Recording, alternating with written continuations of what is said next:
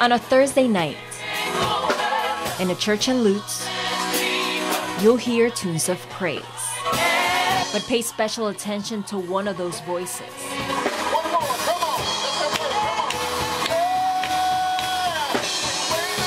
It's coming from a woman who's grateful.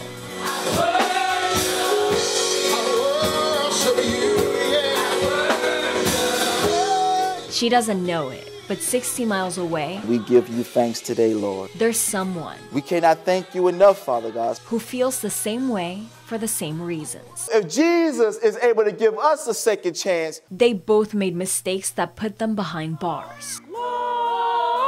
why are we not able to give others a second chance?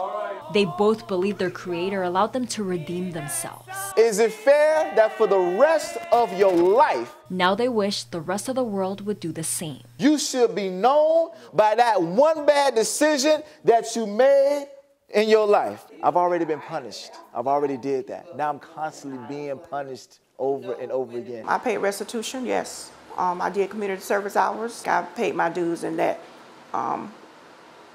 Basically lost everything that I had. Lisa Washington lost her job with the Hillsborough County School District. That was devastating. She lost her house and her right to vote.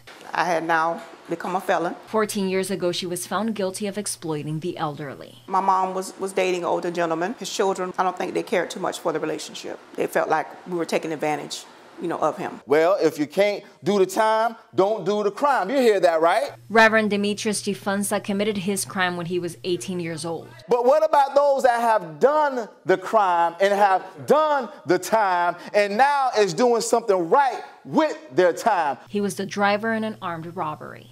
I went because I was the only one that had a car. They needed a ride. Did I know about it at first? No, I didn't. But once we got close to the place, that's when everybody was telling me what was going on. I have to accept the responsibility. I was there. He spent almost 4 years in prison. 47.25 months. I'm gonna let it shine. Then came home to become a paralegal, a pastor, and a dad. And I have, since I've been home, developed a few other titles. But yet that one title that I had got when I was 18 is the one that's affecting everything else. He also lost his right to vote. You don't matter if you can't vote. I don't think felons ought to be allowed to vote. Richard Harrison is against a proposal that would automatically allow convicted felons to vote again. I think there ought to be consequences to committing serious crimes. There are many consequences. His message was met with resistance I'm sorry, can I have the floor? during a meeting in Tampa. Why are you opposed to people who have served their time getting their rights restored? Why? The proposal excludes murderers and rapists. There's a lot of violence still covered by this proposed amendment. But Richard does not believe all other felons should be treated equally. Repeat offenders, violent criminals, I think they should have a much harder path and maybe never get there at all. Okay. There is currently a path for ex-felons to petition to get their voting rights back. Both Lisa Waiting to hear back. and Demetrius I haven't heard anything. applied years ago.